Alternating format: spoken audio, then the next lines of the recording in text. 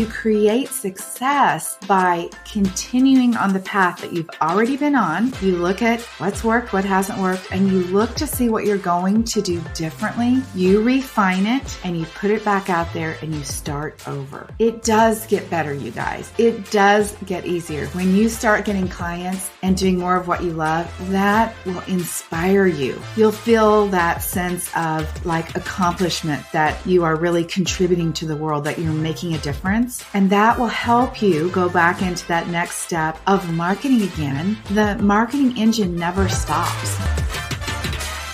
Hello, I'm Debbie Shadid, the host of the Life Coach Business Building Podcast. If you are ready to have more clients in your life coach business, then you're in the right spot. Each week, I'm going to teach you super simple strategies to grow your business without feeling overwhelmed and without spending money on paid ads. Now, if that sounds interesting, stick around and let's get started.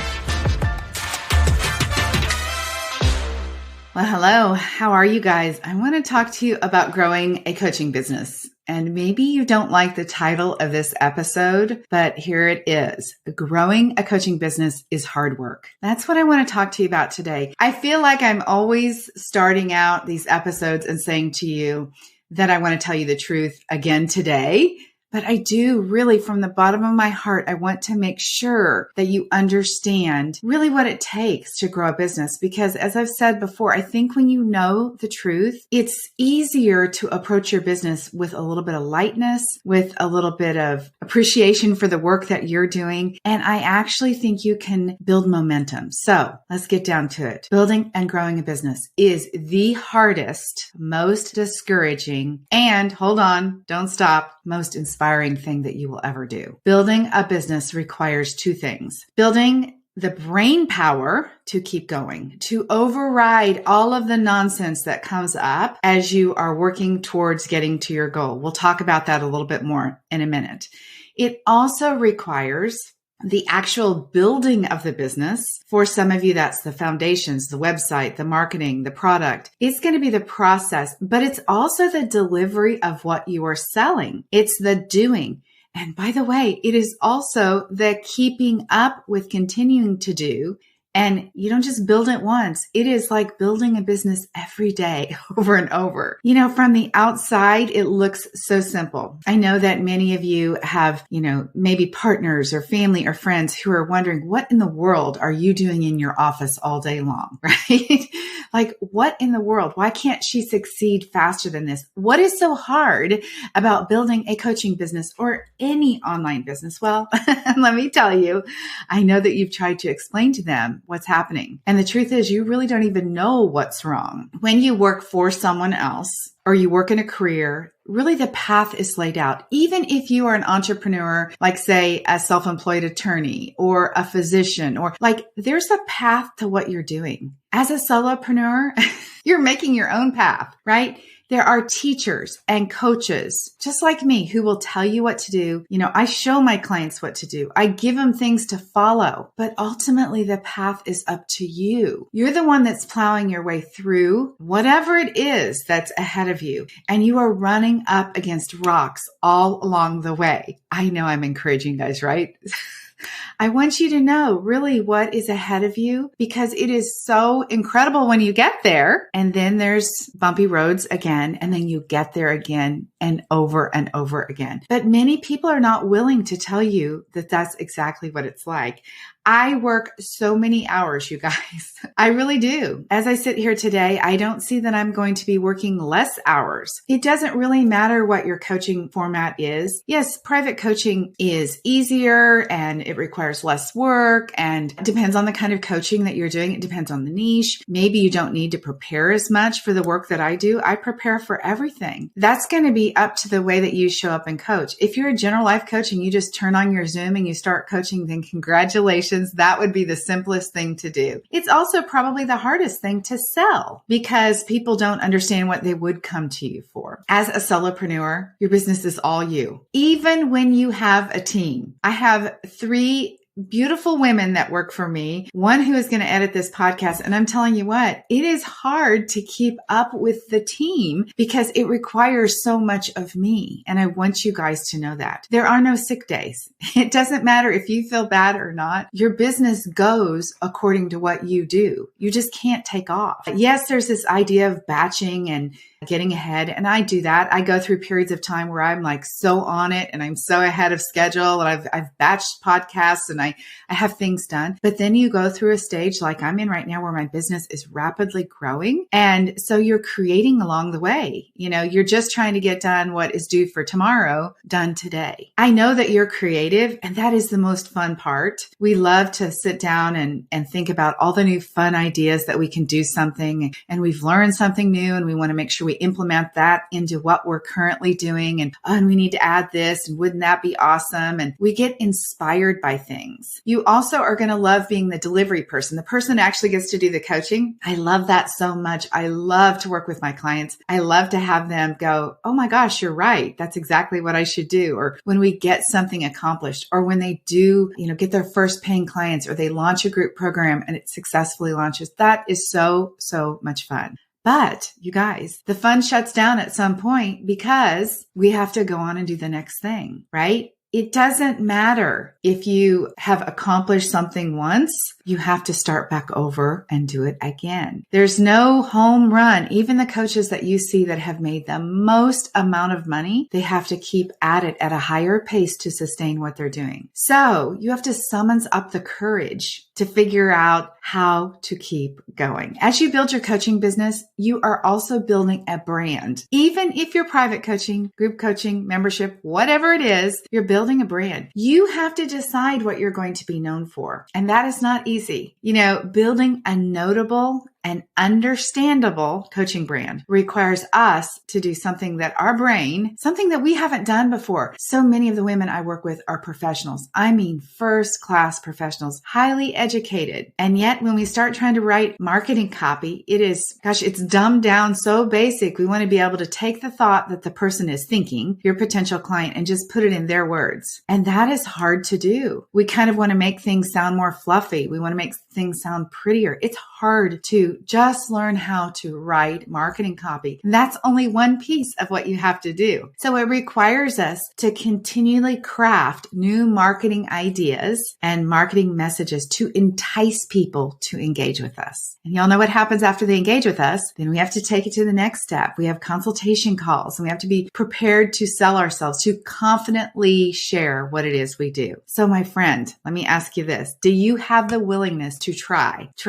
again until you get it right? Are you willing to accept that there is no perfect formula? I have a roadmap for my clients to follow, but that's not perfect either. And let me tell you why it's not, is because each person that I work with brings their own thinking with them, which is not a problem, by the way. I love that everybody has their own ideas, but each person delivers their message in their unique way according to their own experience. And then we have to figure out if the message that they're delivering according to my roadmap or according to somebody else's formula works. I had someone tell me recently that she'd followed this exact step-by-step of a program that she had purchased. And actually it was 2 different programs to design a course and basically sell kind of like passively, like just design the course, put it up and sell it. And I said, well, it doesn't work like that. There really is nothing passive. And I'm not saying this to discourage you. I'm telling you so that you know what you need to do, right? There's nothing passive. You still have to be marketing your business. Yes, the content, the modules might be recorded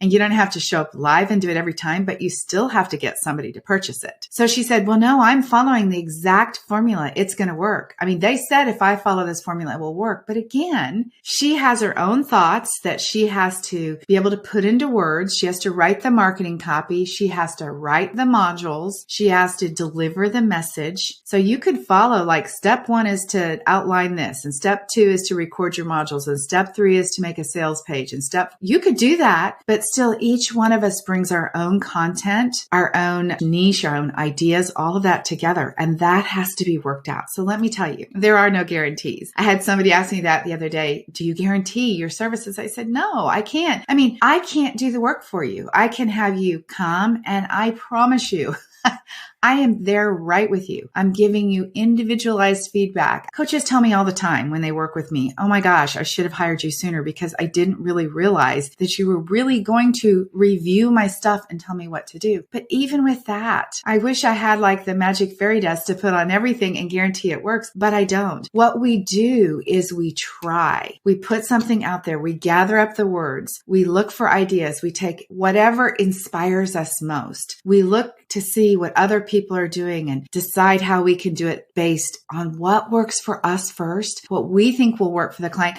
And then we trust that we're getting it right. Then we put it out there consistently in many places for a long period of time, and we watch to see what happens. And I'm telling you, it can work that way, and it will work that way. And then you know what happens? We get a new idea after it's worked, after we've put all this time into building something that works. We get an idea that maybe we should change something just slightly. Maybe we'll do it just a little different way. It's so interesting. When I talk about building a brain, building the mindset that will keep you moving in your business, it is overriding you changing your mind. So when you do something and you launch a program or you create a niche and you offer it and you start getting clients, I want you to be onto yourself that you're going to have another idea that's better than the last one. And that is not how you create success in your business. You create success by continuing on the path that you've already been on. You look at what's worked, what hasn't worked, and you look to see what you're going to do differently. You refine it and you put it back out there and you start over. It does get better, you guys. It does get easier. When you start getting clients and doing more of what you love, that will inspire you. You'll feel that sense of like accomplishment that you are really contributing to the world, that you're making a difference. And that will help you go back into that next step of marketing again to where you're putting yourself out there again, because you have to move to fill those spots again. Whether it's private coaching or group coaching, the marketing engine never stops. So you're always on that journey of taking what you have, refining it to make it better, putting it back out there, refining it to make it better. That is actually how you move forward so much faster. And yes, sometimes you should expect yourself to fail. And it hurts. It really does. Sometimes you have all of your hopes. It seems so obvious. You have talked to so many people and told them what you want to do, and they're like, that's the best idea ever. Best idea ever. But I always say, unless that person is opening up their checkbook, the one who's telling you it's the best idea, you should do that. Unless they're paying you, I wouldn't take their word for it, right? What you do is you put yourself out there beyond the people that you know. Your idea is validated when people pay you. So I want you to adjust your expectations. Oftentimes we're looking at people who are making millions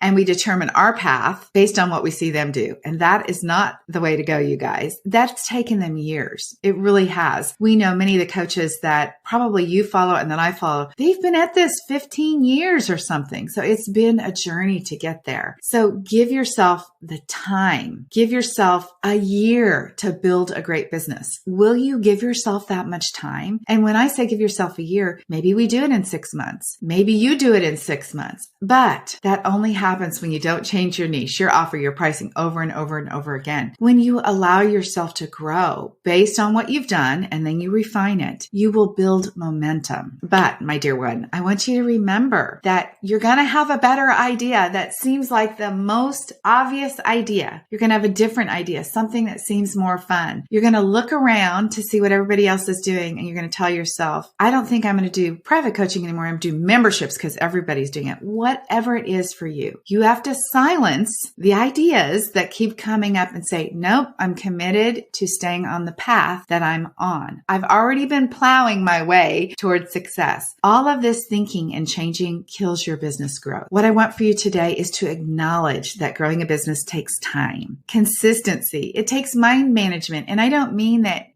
mind management. I'm just saying getting control of yourself and writing down the ideas for later and saying to yourself, right now, I'm on the journey for this. I'm not going to change my mind. I'm determined to do the things that will get me going in that one direction and keep me there. So it's not always glamorous, but let me tell you, hear this. It is the most amazing, satisfying thing that you will ever do as a career, honestly, but it's also the most challenging. So please know this. I am cheering you on harder than anyone Honestly, I hold space for people and believe when you don't believe it's possible for you. You come to me, you start with any coaching, anybody that you work with, you start your business and you are so inspired and so on fire. And I know what's going to happen. There's going to be discouragement, and I can hold the space for you while you're discouraged and while you want to change your mind and remind you, come on, keep after it. I want you to stay on track. I don't want you to change your mind. I want you to have the willingness to sit in the discomfort of growing a business, to manage yourself,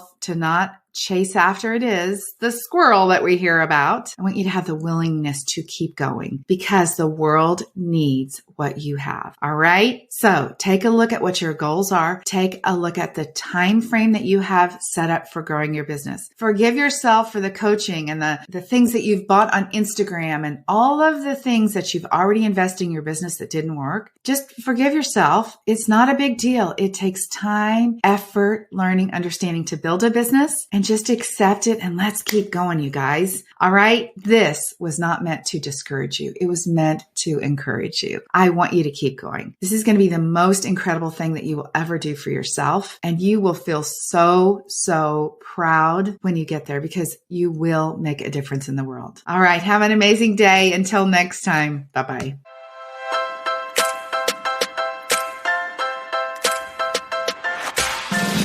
Okay, ladies, that is it for today. Before we go, I want to invite you to head over to DebbieShadow.com. I have this incredible Canva training specifically designed for life coaches where I'm going to teach you how to use Canva to create beautiful graphics to market your life coaching business. All right, have an amazing week. I'll talk to you very soon. Bye-bye.